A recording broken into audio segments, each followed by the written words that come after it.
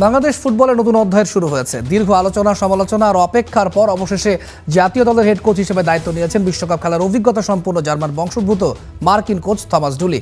ফেডারেশনের সহসভাপতি ফাহাদ করিম বলছেন, 43 বছরের অভিজ্ঞতা আর আন্তর্জাতিক পর্যায়ের কাজের অভিজ্ঞতায় ডুলিকে অন্যদের থেকে আলাদা করেছে। তবে কোচ নিয়োগ ঘিরে বিতর্ক, ফ্যানদের আন্দোলন আর স্বচ্ছতার দাবি নিয়েও কম আলোচনা হয়নি। সবকিছুর মাঝেই এখন প্রশ্ন একটাই, হামজা সমিতদের নিয়ে বাংলাদেশের ফুটবলে কাঙ্ক্ষিত পরিবর্তন আনতে পারবেন তো থমাস ডুলি?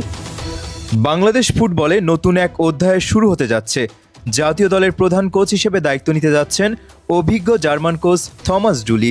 খেলোয়াড়ি জীবনে তিনি ছিলেন দুইবারের বিশ্বকাপার, একবার ছিলেন যুক্তরাষ্ট্র জাতীয় দলের অধিনায়কও। কোচিং ক্যারিয়ারে তিনি কাজ করেছেন জার্মান ফুটবল কিংবদন্তি জার্গেন ক্লিন্সম্যানের সঙ্গেও। পাশাপাশি ফিলিপিন্স ও গায়ানা জাতীয় দলের দায়িত্ব সামলানোর অভিজ্ঞতাও রয়েছে তার।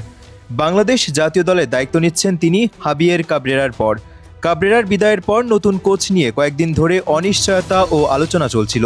শেষ পর্যন্ত সান মারিনোর বিপক্ষে গুরুত্বপূর্ণ ম্যাচের আগে দায়িত্ব চূড়ান্ত করা হয়েছে।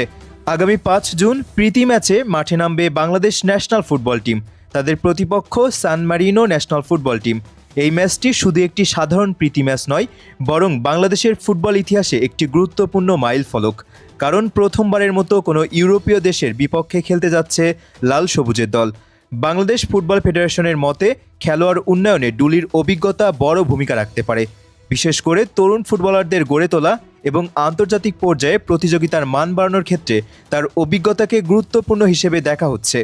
এশিয়ান ফুটবলের বাস্তবতা, চাপ এবং সমর্থকদের প্রত্যাশা সবকিছু মিলিয়ে নতুন কোচের সামনে বড় চ্যালেঞ্জ অপেক্ষা করছে। তবে প্রত্যাশা একটাই, নতুন নেতৃত্বে আরও সংগঠিত এবং প্রতিযোগিতামূলক বাংলাদেশ জাতীয় দল দেখা যাবে।